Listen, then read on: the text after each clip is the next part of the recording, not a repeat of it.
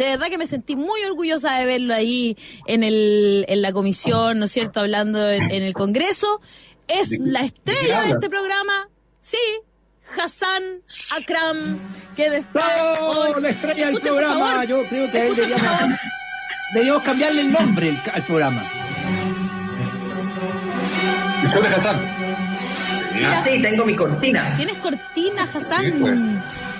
Te la ganaste, Hassan. Como las verdaderas... ¿Qué vamos a hacer por ti? Es lo mínimo, eres el mejor. Oye. Sí, la música demuestra que estamos llegando al fin del mundo. Muy apropiado.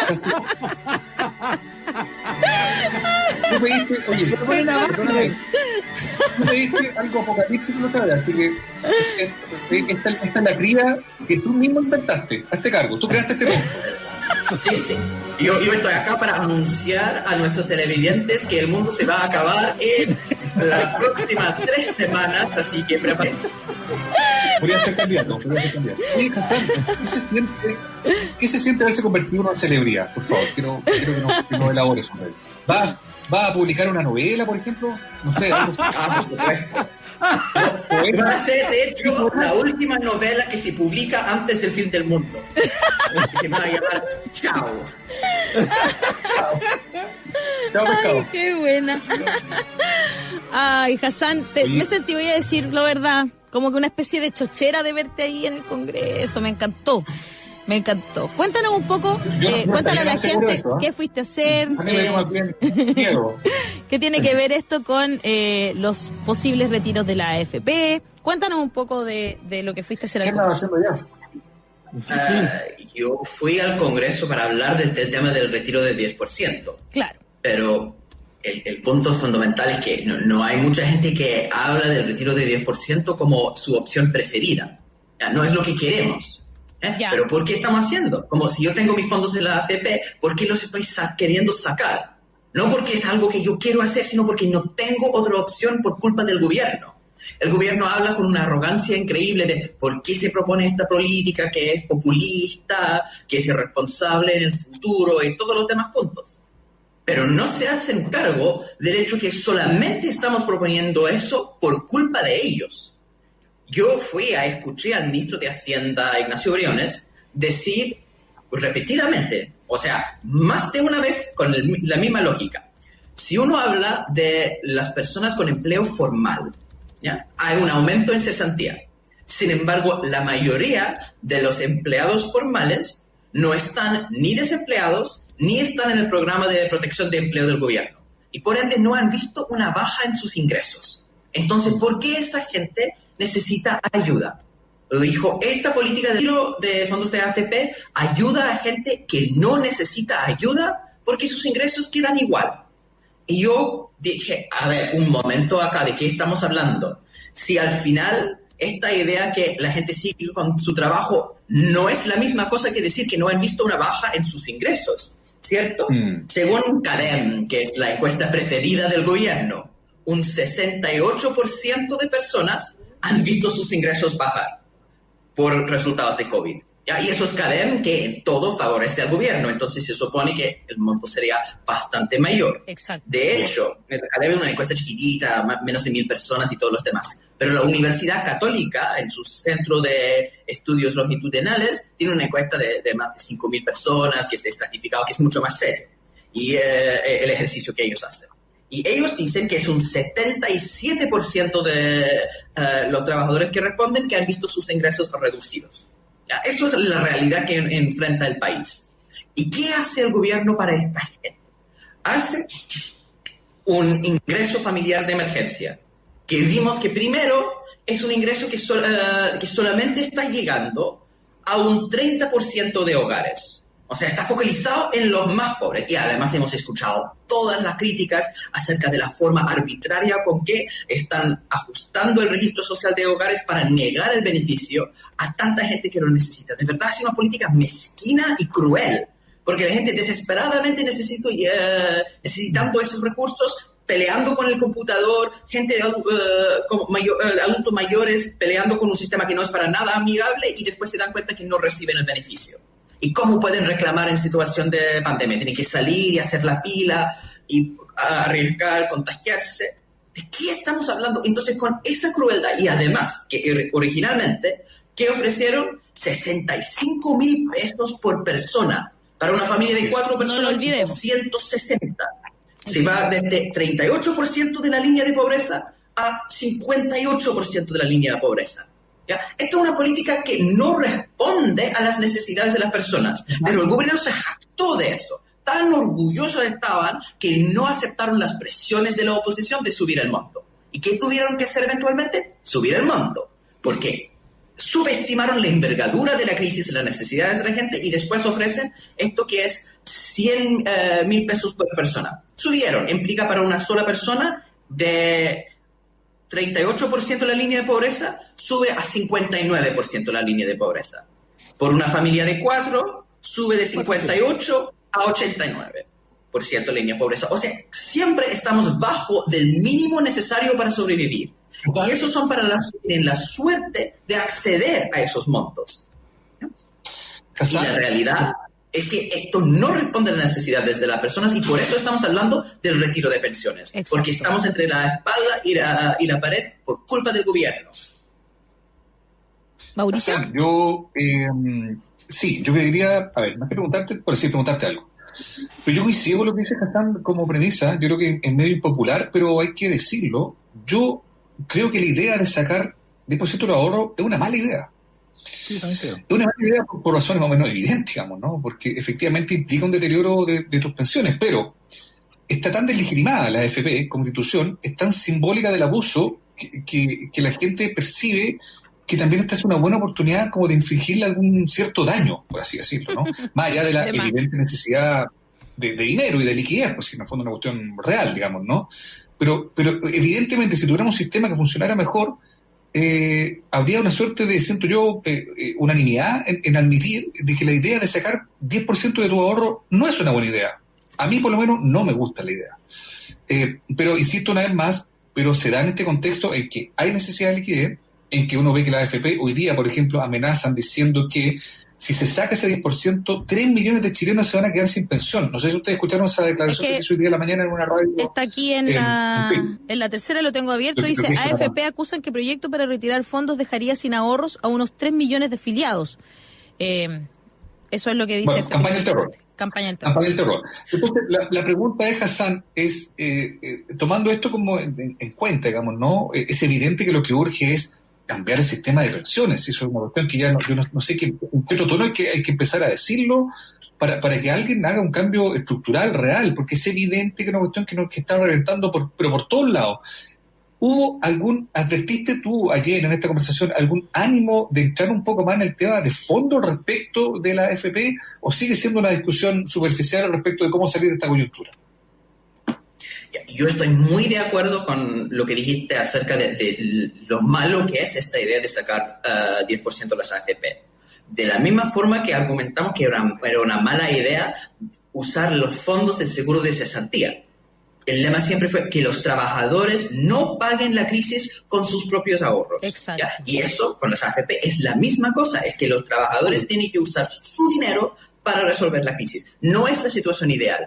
La única razón por la cual lo estamos haciendo es porque el gobierno no se hace cargo. En una situación donde el Ejecutivo tiene todas las atribuciones, ahí se está proponiendo una reforma constitucional. ¿Por qué? Porque no hay control de constitucionalidad en una reforma constitucional. Los demás proyectos lo pueden decir que son inconstitucionales, implican gasto fiscal, entonces lo pueden decir que no es atribución del Parlamento. No hay opción para corregir un ejecutivo que al final está completamente insensible frente a las necesidades de las personas. No, se burlaron de nosotros, ¿cierto?, cuando decíamos que una nueva constitución era algo no solamente importante, sino urgente. Se nota que es urgente. Si no tenemos una nueva constitución, no tenemos instituciones capaces de corregir a un ejecutivo que actúa de esa forma. Entonces, primero, solamente estamos haciendo esta política porque es lo que nos queda en una situación donde todas las demás puertas se cerraron. Entonces, los que dicen, no es una mala política, lo hacen en mala fe, porque ellos son los que nos están obligando a hacer eso.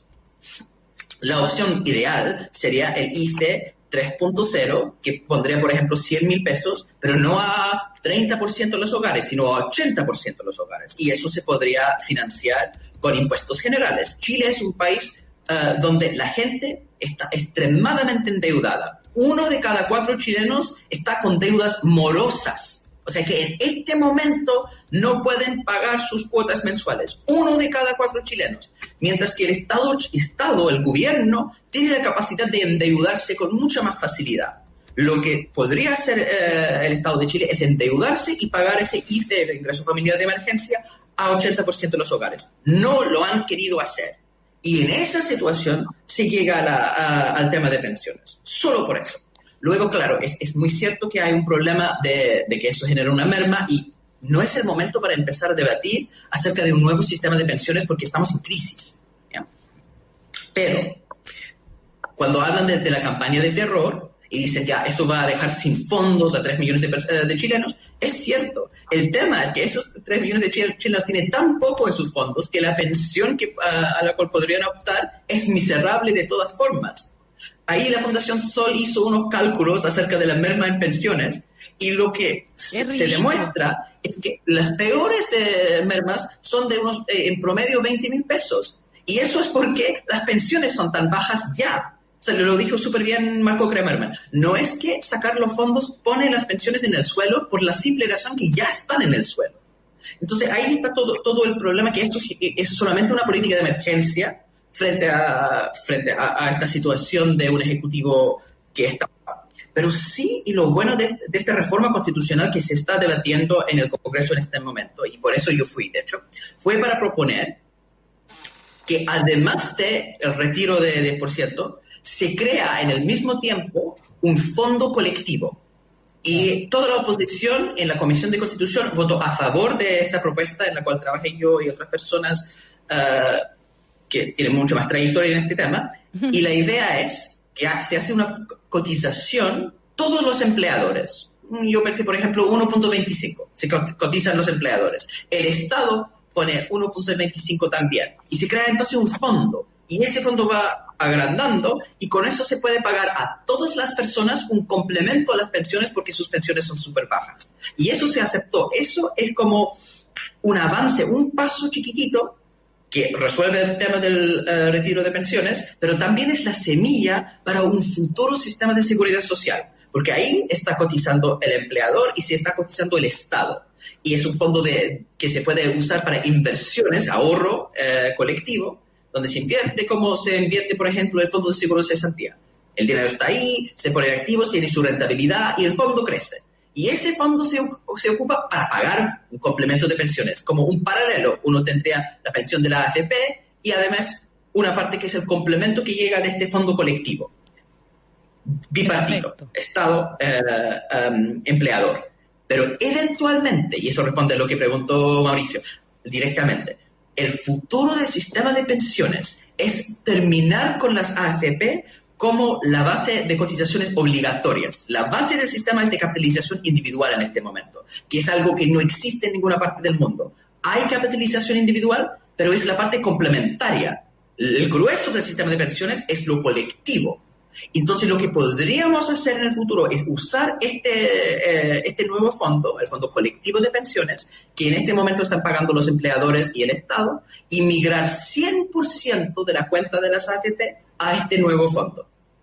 ¿Ya? Y entonces hay eventualmente una cotización tripartita, Estado, trabajador, empleador. Y eso sería un nuevo sistema de pensiones. Y si todas las personas deciden cambiar su fondo desde la AFP a este nuevo fondo, chao AFP. Y eso no es una expropiación porque es la decisión voluntaria de cada cotizante poner sus ahorros en este nuevo fondo. Eso no es lo que se está debatiendo en este momento. Claro. Pero estamos en un momento de crisis donde no corresponde hablar de eso, pero por lo menos estamos dejando la institucionalidad burocrática, con reglas de una entidad autónoma pública y todos los demás, para poder hacer eso en el futuro. Déjame decir algo, cuando la Ale nos anunció hace unos días que tú habías ido a esta comisión en Hacienda, ¿no? No, la de Constitución. La de Constitución. Sí, me extrañó un poco que hubieras ido solamente a hablar del 10% para sacarlo, porque dije, no veo a Hassan tan entusiasta con esta idea, pero ahora entiendo por qué fuiste. O sea, la semillita de poner un sistema de cotización con fondo colectivo claramente explica por qué estabas ahí, ya entendí. Y en verdad yo me lo preguntaba, claro, es la semilla para el cambio del sistema, dejémonos de cosas. El 1.25 el empleador y otro 1.25 el Estado que crea este fondo colectivo, es lo que han estado hablando casi todos los expertos que dicen que puede haber un sistema de ahorro, pero no individual, sino que colectivo. Y eso creo que es muy, muy, muy, muy bueno. O sea, y además con esta plata tú mejoras inmediatamente, o sea, vuelves al sistema de reparto, porque el sistema de reparto es que los que están activos financian a los que están pasivos. Por lo tanto, esta es una muy buena idea por todos lados, digamos. Me explico, ¿no? Por lo menos en mi opinión. O sea, el empleador es muy poquito, 1.25 del sueldo de cada trabajador. Y el Estado lo mismo, crea el fondo colectivo, por lo tanto ya lo sacamos del individualismo. Y por otro lado, de inmediato lo repartes a aquellos que están jubilados. Entonces volvemos al sistema de reparto en que los activos financian a los pasivos. Lo encuentro una excelente idea y ya me explico por qué fuiste. Porque era absurdo escuchar que Hassan fue a decir que sacáramos el 10% y solamente a apoyar eso. Ahora me lo explico ya. No, es una excelente idea y es para futuro y para hoy. Es como esas ideas geniales, como aquel que se le ocurrió el postnatal de emergencia, esto también, porque tiene es como doble una y salida. hasta triple. Claro. No, pero es que tiene un doble y hasta triple intencionalidad positiva, entiéndase bien. Sacamos el individualismo de los fondos y lo hacemos común. Implementamos reparto y mejoramos a aquellos que hoy día están con una pensión mala. ¿Me explico? ¿No? Entonces, por todos lados es bueno y además no es gran cantidad de plata. Lo encuentro una gran idea. Y qué bueno que haya sido aprobada en la comisión. ¿La derecha votó a favor de esto o no votó a favor de esto? No, se alineó completamente en términos ideológicos. O sea, oposición 100% a favor. No son capaces de ver lo bueno que tiene para la población, para la ciudadanía, para los vecinos.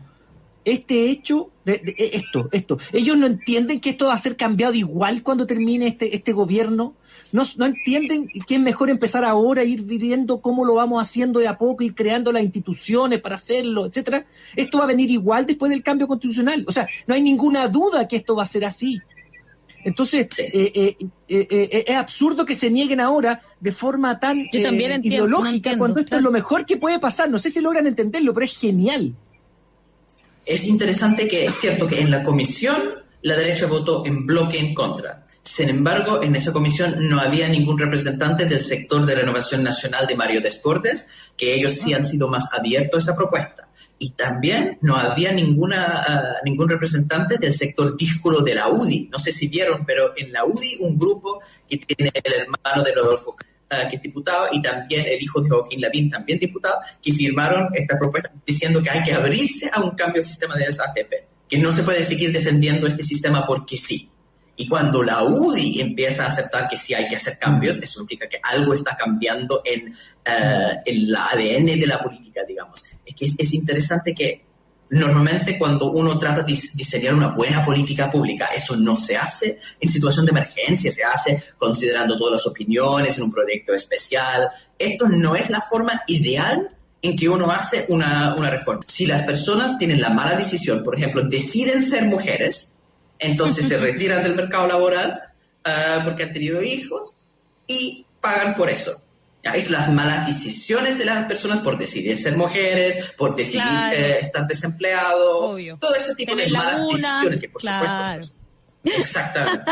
Entonces, si terminamos con esa ridiculez de que las personas están optando y tener un sistema colectivo donde se entiende que se protege por los límites de la vida, las contingencias que ocurren sobre las cuales nadie tiene control. Mira, una cosa curiosa, ¿les puedo hacer una cosa curiosa? El plan laboral que está mencionando Hassan. No, sí, son 5 segundos. El plan laboral fue elaborado por Pepe Piñera y Miguel Kast. Miguel Kast falleció, era hermano de José Antonio, y Pepe Piñera, hermano del presidente actual. Ahí lo dejo. Mira. Oye, yo creo que es interesante lo que estamos conversando y hoy día viene esa discusión, ¿no, Hassan? O sea, hoy día en el Congreso se va a discutir. No sabemos si va a prosperar. Se va a votar. Se va a votar, exacto. Se va a discutir y se va a votar. Hoy, sí, en la tarde. Hoy en la tarde de hecho ya estaban mostrando algunas imágenes en los canales de noticias, así que vamos a estar, por supuesto, muy pendientes a lo que suceda ahí. Creemos que es muy interesante y claro, quizás no es la mejor idea, pero la verdad es que yo me imagino, y yo aquí me pongo más que de los conocimientos específicos que uno pueda tener sobre el tema, pensando en que las AFP se van a acabar como sistema, digamos, de capitalización, ¿no es cierto?, individual, etcétera. Yo me pongo en el lado de las personas que estamos endeudadas, que tenemos que pagar todos los meses, ¿verdad? Y desde ese punto de vista, por supuesto que me parece mucho más interesante sacar el 10% de ahorros que son míos y que yo decidiré si pago después y cómo lo hago, y etcétera, que estar endeudándome sobre mis deudas, que es lo que me propone el gobierno de turno, digamos, en este momento en que necesitamos todos como país salir adelante. Entonces, es muy interesante que conversemos sobre esto y me parece que es un debate de los mejores debates que se pueden dar en estos momentos en el Congreso. Te mando un abrazo, Hassan, muchas gracias por estar con nosotros excepcionalmente. Oye, el día miércoles. Un genio. Nos quedó muy claro. Oye, nosotros vamos a ir a una pequeña pausa. Daniel, Mauricio, a la vuelta vamos a seguir conversando, por supuesto, de actualidad, de lo que está pasando en la Araucanía también. Por supuesto, está lo de la falta de agua, pero también lo que está pasando con Felipe Kast, que fue, ¿no es cierto?, el autor de esta ley que, una ley por el robo de madera. Como si no existiera pena para el robo de madera. Ya vamos a conversar sobre eso. ¿Pero por qué lo hace si él participa en empresas madereras? No, si tiene 8 hectáreas nomás. Vamos a la pausa y vamos a la música en la 94.5.